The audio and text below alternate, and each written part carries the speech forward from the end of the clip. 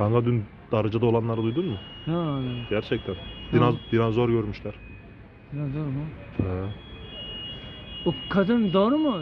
Hangi kadın? Yaşlı kadın. Büyücü mü? Ha. Doğru. Harry Potter'ın annesiymiş. Yaşlı bir karısı. Evet. Çocukları mı kandırıyor? Herkesi. Herkesi kandırıyor. Tamam ben buldum. Sana alalım mı lan o büyücüyü? Ben buldum. Ne Bunu bu? Sancaktepe'ye postalayacağım. Sancaktepe mi? Ha? Sancaktepe'nin olaylarla alakası ne Önder abi? Dur bak şimdi Sancaktepe'yle maç yapacak ya. Heh. Hem onları destekleyeceğim, bunları destekleyeceğim. Vay. Böylece ikisini karakolu. Büyücüyü seninle evlendirelim. Kaç yaşında? 800 vardır.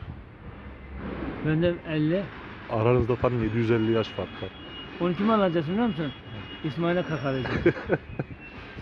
İsmail'e büyü yaptıracağım ki yemin ederim eşekten süt kesilecek. Eşekten süt